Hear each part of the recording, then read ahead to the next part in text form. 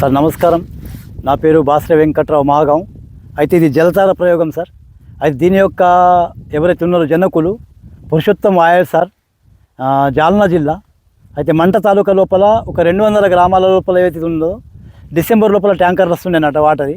అయితే అటువంటి గ్రామాలల్లో మొత్తం గ్రామం లోపల మొత్తం గ్రామం యూనిట్గా చేసుకొని వాళ్ళు మొత్తం చేయడం జరిగింది జలతార ప్రయోగం. అయితే ఎక్కడైతే ఎండిపోయిన ఇప్పుడు 3 పంటల కోసం ఆ భూములలో నీళ్ళు వచ్చేసినాయి. అటువంటి ప్రయోగం మనకు కూడా అవసరం అని చెప్పి నేను కూడా గ్రౌండ్ వాటర్ వెలగాలనే ఉద్దేశంతో 4x4/6 ఫీట్ల లోతు.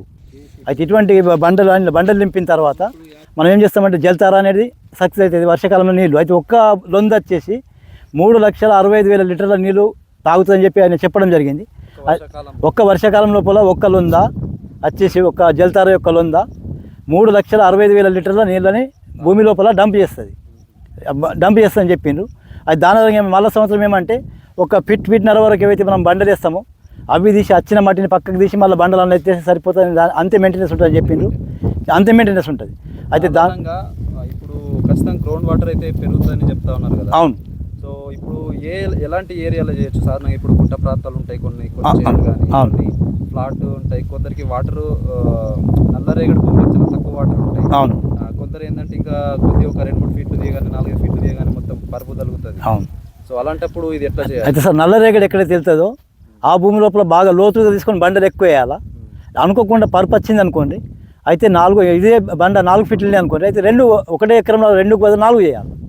4 చేసి ఆ రకంగా కూడా వాటర్ రీఛార్జ్ అవుతుంది భూమి. మన భూమి లోపల మనం ఏం చేస్తున్నామంటే వారిని పురుషోత్తం వాయర్ సార్ గారి మాట ఏంటిది అని అంటే, మనం భూమిలో నుంచి నీళ్ళని తీస్తున్నాం కానీ భూమికి ఇస్తలేం. అయితే బ్యాంకులో మనం బ్యాలెన్స్ ఉంటేనే మనం ఓచర్ రాయాలా, లేకున్నా కూడా మనం రాస్తున్నాం కాబట్టి మనకు వాటర్ వస్తలేమని చెప్పి వాళ్ళు అంటున్నారు.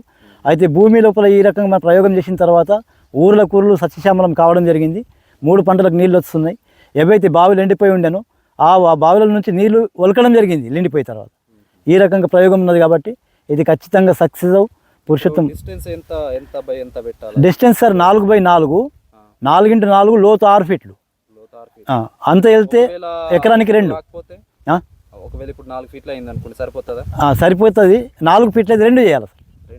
4 ఫీట్లు అయితే ఎకరానికి 2. 6 ఫీట్ల లోతు వెళ్ళినట్టయితే, వెళ్ళినట్టయితే 4-3 వెళ్ళింది అనుకోండి, ఎకరంకు 4. ఈ రకంగా చేసుకుంటే మనకు భూమి అనేది వాటర్ అనేది సాధారణంగా ఇప్పుడు కొందరు ఏమనుకుంటారంటే ఇప్పుడు మన భూమి వేస్ట్ అవుతుంది కదా. భూమి వేస్ట్ అయితే అంటున్నాం కదా. అయితే 1 ఇంచు కూడా భూమి పట్టే కాదు, దీని మీద పంట వేసుకోవచ్చు సార్. ఇది చేసేసి మట్టి వేసేసి పంట వేసుకోవచ్చు. ఏం కాదు పంట వచ్చేస్తుంది. మరి దాని మీద మళ్ళీ రిపేర్ చేసేటప్పుడు సర్వే అన్నాం కదా, ఆ రకంగా సంవత్సరం తర్వాత మనకు ఎండాకాలం ఎట్లయితే మనం మెయింటెనెన్స్ చేస్తామో వేరే ఏమైనా ఉంటే మనకు అది కూడా అంతే. ఒకే అంత లేవల్ల ఆ బండలు ఆ మట్టి తీసేసి మళ్ళీ బండలు పడిస్తే సరిపోతుంది. దాంట్లో సాధారణంగా ఇది మీరు ఎంత లోతుంది? ఇది 5 ఫీట్లు ఉంది సార్. 5 ఫీట్లు ఉంది కదా. 6 ఫీట్లు వెళ్ళలేదు కాబట్టి మీరు మెయింటెనెన్స్ చేసేటప్పుడు నెక్స్ట్ ఇయర్ వర్షాకాలం తర్వాత మళ్ళీ ఎండాకాలం మొత్తం బండలు లేదు, 1 ఫీట్న్నర వరకు తీస్తే సరిపోతుంది. పైన కొన్ని బండలు తీసి మట్టి తీసేసి ఆ బండలు అన్నీ వేసేస్తే సరిపోతుంది. మెయింటెనెన్స్ అయిపోతుంది అంతే. కింది వరకు మట్టి పోతుంది సార్. అంటే ఇట్లా చేస్తే మరి ఎన్ని సంవత్సరాలు మన గ్రౌండ్ వాటర్ పెరిగి? 2 సంవత్సరాలు ఖచ్చితంగా దగ్గర రిజల్ట్ వచ్చింది. 2 ఇయర్స్ లోపలనే భూమిలో బాగా నీళ్ళు వచ్చేసినాయి, బావులలో నీళ్ళు వచ్చినాయి, ఫెయిల్ అయిన బోర్లు కూడా పాస్ అయినాయని చెప్పి చెప్పడం జరిగింది. అనుభవం ఖచ్చితంగా పెరుగుతాయి. ఊర్లు సక్సెస్ అయినాయి సార్. 200 గ్రామాలు కూడా. ఇప్పుడు మనం ఒక్కలో చేస్తే మరి సక్సెస్ అయ్యే అవకాశం ఉంటుందా? ఇంకా మనము ఒక ఊరు చేస్తే ఇంకా ఊరు చేస్తే బాగా మొత్తం ఊరు ఎక్కడ కూడా నీళ్లు సార్, ఎక్కడ బోరేసిన నీళ్ళు బయట అవకాశం ఉంటుంది. ప్రతి ఏషియాలో కూడా బోరేసిన నీళ్ళు బయట అవకాశం ఉంటుంది.